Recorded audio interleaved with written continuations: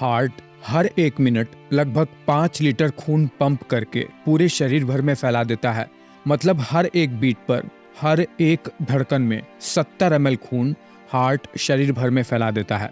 और जब व्यक्ति एक्सरसाइज करता है, जब वो फिजिकल एक्टिविटी करता है, तो ये 3 से 4 गुना तक बढ़ सकता है, ताकि शरीर के हर एक टिश्यू तक पर्याप्त मात्रा में ब्लड पहुंचाया जा सके।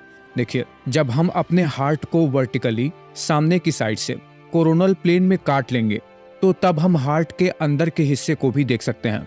हम क्या देखते हैं? हार्ट 4 चैम्बर में बटा हुआ होता है। ऊपर के दोनों चैम्बर को एट्रियम, हिंदी में अलिंद कहते हैं, और नीचे के दोनों चैम्बर्स को वेंट्रिकल्स, हिंदी में निलय कहते हैं। साइड्स के आधार पर इन्हें राइट या लेफ्ट कह के डिनोट भी किया जाता है। शरीर भर में ऑक्सीजन को प्रोवाइड करा लेने के बाद जिस खून में ऑक्सीजन नहीं रह जाता है, वो पूरे शरीर भर से हार्ट के इस ऊपर वाले चैम्बर में आता है, यानी इस राइट एट्रियम में। फिर यहाँ से नीचे इस वेंट्रिकल में आता है, राइट वेंट्रिकल में।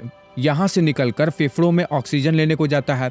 फिर फेफड़ों से ऑक्सीजन युक्त ब्लड इस लेफ्ट एट्रियम में आता है, और लेफ्ट एट्रियम से नीचे सबसे महत्वपूर्ण चैम्बर लेफ्ट वेंट्रिकल में जाता है। यही चैम्बर स्क्वीज होकर, मतलब कॉन्ट्रैक्ट होकर, बार बार धड़क कर पूरे शरीर भर में ब्लड को फैलाता है, क्योंकि यहीं से ब्लड वेसल्स की नेशनल हाईवे एओर्टा जुड़ी रहती है।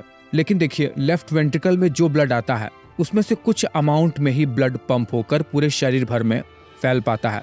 मान लीजिए अगर 100 ml ब्लड इस लेफ्ट वेंट्रिकल में आता है, तो केवल 70 ml ब्लड ही पंप होकर एक बीट में, यानी एक धड़कन में, वेंट्रिकल से निकलकर पूरे शरीर भर में फैल पाता है।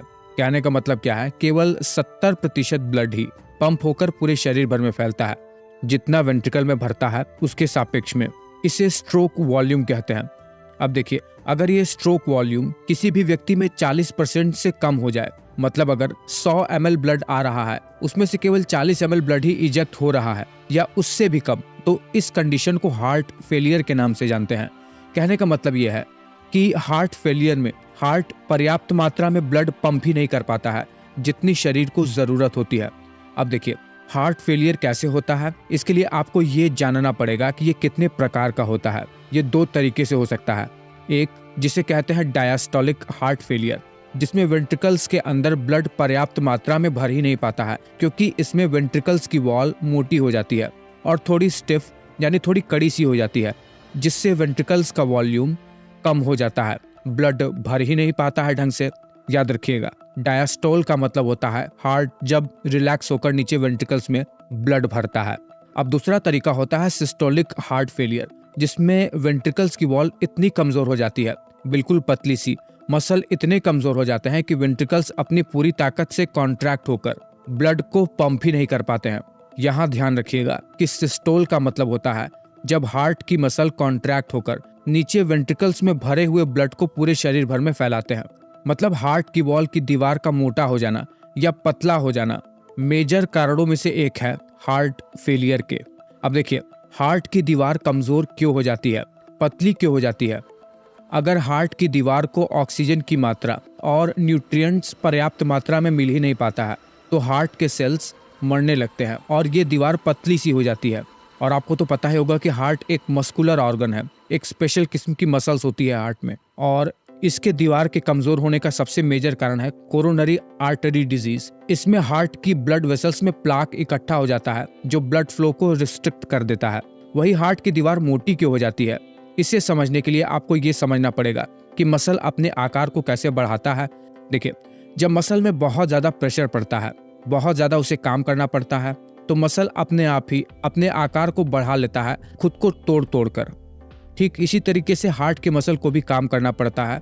हाइपरटेंशन की अवस्था में, हाई ब्लड प्रेशर की कंडीशन होती है, हार्ट को बहुत मेहनत करना पड़ता है, और जब ऐसा होता है तो हार्ट की दीवार मोटी होनी ही होनी है। इसके अलावा जेनेटिक्स और हार्ट वेल्व्स की डिजीज भी हार्ट वॉल को थिक या फिर थिन कर सकते हैं।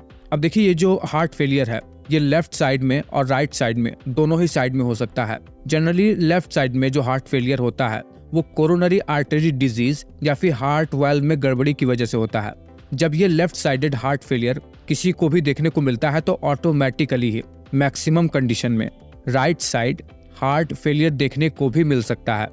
हार्ट फेलियर का सबसे इम्पॉर्टेंट सिम्टम यह है कि फेफड़े से जो ब्लड हार्ट में आकर पंप होना चाहिए था वो हार्ट फेलियर की वजह से फेफड़ों में ही रह जाता है और फेफड़ों में इकट्ठा हुआ ये ब्लड में से वाटर लीक होकर फेफड़ों में इकट्ठा होने लगता है। इस कंडीशन को पल्मोनरी एडीमा कहते हैं और ये सबसे मेजर सिम्टम है हार्ट फेलियर का।